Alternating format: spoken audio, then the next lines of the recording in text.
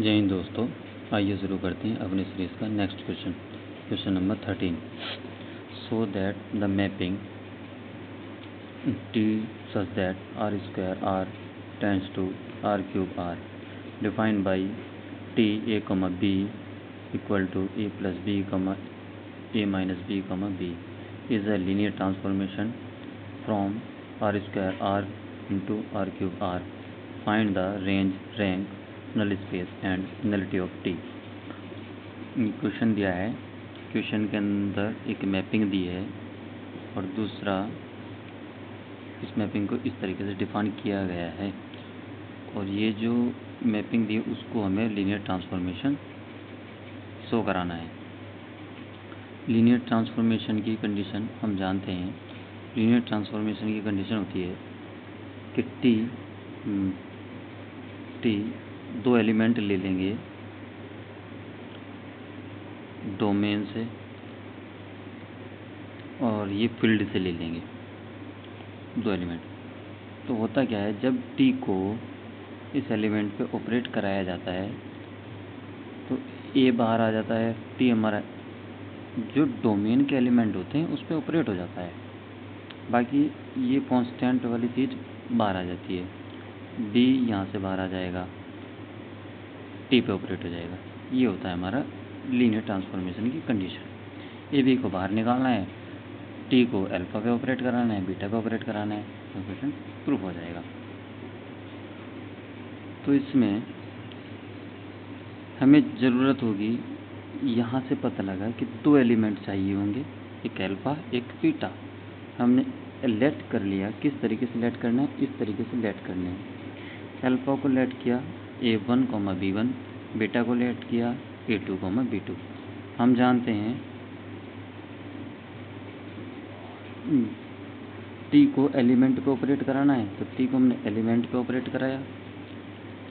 इसको खोलने का तरीका क्या था, पहले ऐड करेंगे फिर माइनस फिर लास्ट वाला आ जाएगा। तो हमने पहले ऐड किया फिर माइनस किया फिर लास्ट वाला टर्म ले लिया B1। इसी तरीके से इसको ओपन किया, पहले ऐड किया फिर माइनस किया B2 ले लिया। ये तो जिस तरीके से इसको डिफाइन किया गया था उसी तरीके से हमने इन दो को ओपन कर लिया। नाउ ये प्रूफ कराना है तो ये लेकर के चलेंगे, ये हम शो करा देंगे। तो हम ये लेके चलते हैं, T a alpha plus b beta.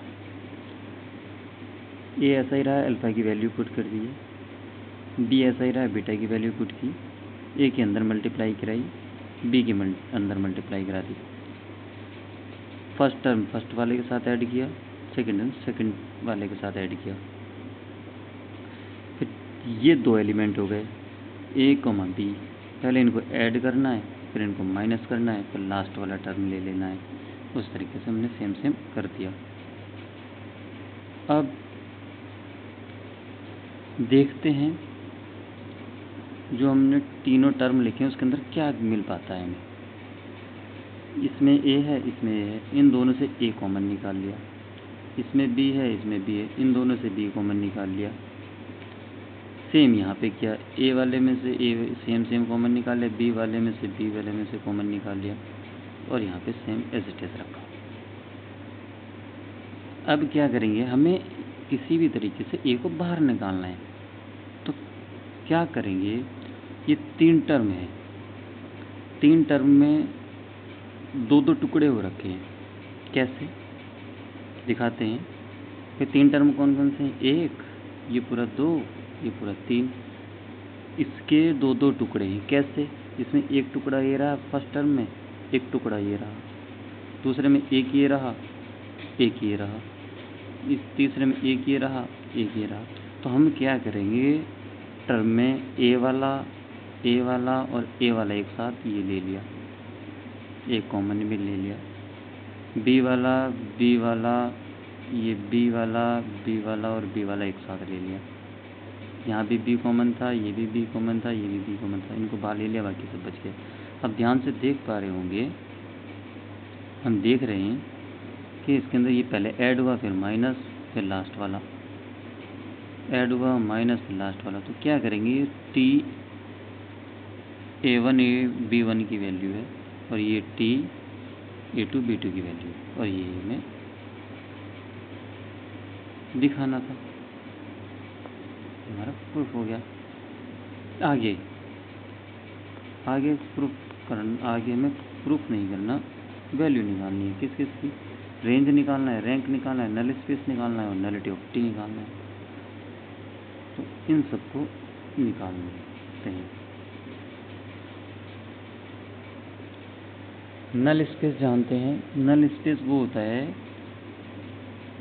वो एलिमेंट होता है डोमेन का जो मैप जाके करेगा आइडेंटिटी एलिमेंट के, कोड डोमेन के आइडेंटिटी एलिमेंट पे मैप करेगा। तुमने एक एलिमेंट लिया जो नलिटी का है, तो ये 0 0, इसकी मैपिंग क्या मिलेगी? 0, 0, 0। इसको ओपन कर सकते हैं, ओपन कर लिया। जैसे इनको सॉल्व किया, ए और बी की वैल्यू आ गई है 0, 0।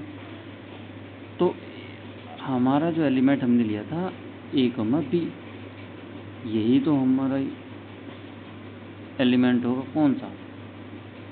जो बिलोंग्स करेगा नलिटी ऑफ टी में। जो नलिटी में होगा वो यही तो एलिमेंट होगा। तो हमारा क्या है? A की वैल्यू 0, B की वैल्यू 0, यानी नलिटी एलिमेंट कितना हो गया? 0, 0। नलिटी स्पेस बोल सकते हैं, ठीक है। तो नलिटी ऑफ टी क्या आ गया है? 0। नेक्स्ट फॉर्मूला जानते हैं हम, ये फॉर्मूला पढ़ा है। We know that rank T plus nullity of T equal to dimensional domain की। डोमेन क्या है? R² इंटू R² है तो 2 डायमेंशनल हो जाएगी। नलिटी हमारी 0 आ गई है।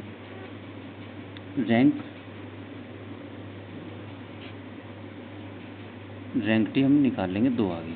सॉल्व किया, रैंक टी कितनी आ गई? 2। इसको ही रेंज, डायमेंशन ऑफ रेंज बोलते हैं, ठीक है। चलो 2 चीज़ें निकली, एक रैंक निकल गई, दूसरा नलिटी में निकल गई। अब रेंज निकालेंगे।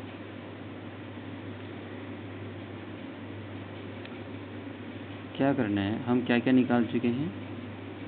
एक तो निकाल लिया है नलिटी स्पेस, दूसरा निकाले थे नलिटी, एक निकाल चुके हैं रैंक, और एक चीज़ बची है बस, रेंज। रेंज किसको बोलते हैं? रेंज बोला जाता है, रेंज होगा डोमेन के एलिमेंट लेके चलेंगे, डोमेन के जो एलिमेंट जहाँ कोड डोमेन पे मैप कर जाएगा, कोड डोमेन पे मैप कर रहे होंगे। रेंज उसको बोलेंगे कि रेंज क्या है उसकी। तो हमने क्या किया? सामने के एलिमेंट, यानी जो रास्ते में मैप करते हैं वो कितना होता है? एक एडिशन माइनस हमें ये रेंज के लिए एलिमेंट उठा लिए, रेंज के लिए एलिमेंट उठाए।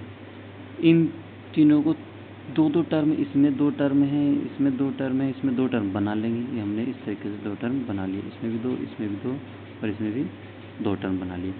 फर्स्ट वाला, इसको लिख लिया। सेकंड वाला, इनको यहाँ पे लिख लिया। ए हमें कॉमन दिखाई दे रहा था, कॉमन निकाल लिया। यहाँ से बी कॉमन था, बी कॉमन निकाल लिया। तो यानी यहाँ पे जो रेंज में जाएंगे, रेंज ऑफ टी में जो एलिमेंट्स आएगा वो कौन से जाएंगे? वही ए और बी के साथ, मतलब अल्फा और बीटा होते हैं ना, अल्फा और बीटा। तो हमने अल्फा और बीटा की जगह ये उठा लिए कि 3 3 के ये 2 एलिमेंट हो गए रेंज में, क्योंकि 3 3 की फॉर्म में लिखे हुए हैं। 1, 1, 0, 1, -1, 1। तो यानी ये 3 3 के पेयर में, तो ये कहाँ से बिलोंग्स कर रहा होगा? ये हमारा R3 R से बिलोंग करेगा। ये होगा हमारा रेंज के एलिमेंट होंगे जो डोमेन पे मैप करा के कोड डोमेन में मिलते हैं। ये हमारा आंसर होगा। Thank you.